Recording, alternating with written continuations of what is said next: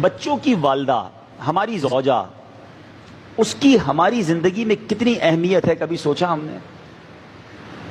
ایک سوال کرتا ہوں میں آپ سے کہ شاید ہمارے بچوں کی والدہ جو ہے ہر نماز میں ہمارے لیے دعا کرتی ہوگی، اس کی ہر دعا میں ہم شامل ہوتے ہیں، ہماری کتنی دعاؤں میں وہ شامل ہوتی ہے؟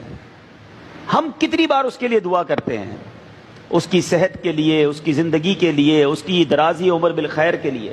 وہ تو اپنے سہاگ کے لیے، اپنے سرتاج کے لیے، اپنے شوہر کے لیے دعائیں کر رہی ہے، ہمارے کاروبار کے لیے دعا کرتی ہے، ہمارے پرابلمز دور ہو جائیں اس کے لیے دعا کرتی ہے۔ ہم اپنی، جس کو ہم وائف کہتے ہیں، زوجہ کہتے ہیں، اس کے لیے کتنی دعائیں کرتے ہیں؟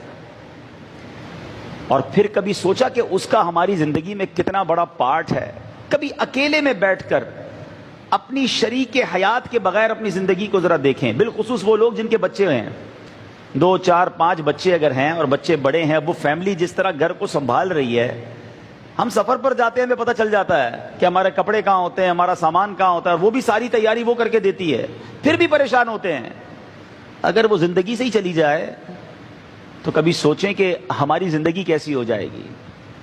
جن میاں بیوی میں محبت ہے نا، اللہ کی نعمت ضرور ہے، مگر جب ان میں جدائی ہوتی ہے، اور اگر بچوں کی والدہ پہلے چلی جائے، کیونکہ میں نے بہت کلوزلی اپنے والد کو دیکھا ہے، میں نے اپنی ایک آبزرویشن ہے میری، ہو سکتا ہے غلط ہو، کہ شوہر کا پہلے انتقال ہو جائے نا تو بیوی گھر سنبھال لیتی ہے، بیوائیں بہت ساری ہوتی ہیں، کیونکہ اس کو پہلے بھی گھر میں رہنے کی عادت ہوتی ہے، بچے سنبھالنے کی، فیملی سنبھالنے کی، اسٹیبلش کرنے کی عادت ہوتی ہے۔ شوہر پیسے بھی گھر سے باہر کافی عرصہ رہتا ہے، لیکن اگر زوجہ کا پہلے انتقال ہو جائے تو والد کا گھر سنبھالنا یہ بہت مشکل ہو جاتا ہے، اور وہ بہت تنہائی فیل کرتا ہے۔ تو میرے بیچ اسلامی بھائیوں، اللہ کی اس نعمت کی قدر کیجئے۔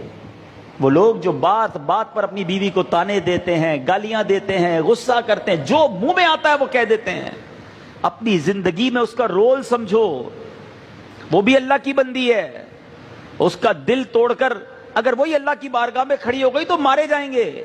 جہاں دوسروں کے حقوق ہیں، وہ زوجہ کے بھی حقوق ہیں، کبھی اس سے بھی مسکرا کر بات کر لو، کبھی زندگی میں اس کا بھی شکریہ ادا کر دو کہ آپ نے میری زندگی میں بڑی آسانی کی ہوئی ہے۔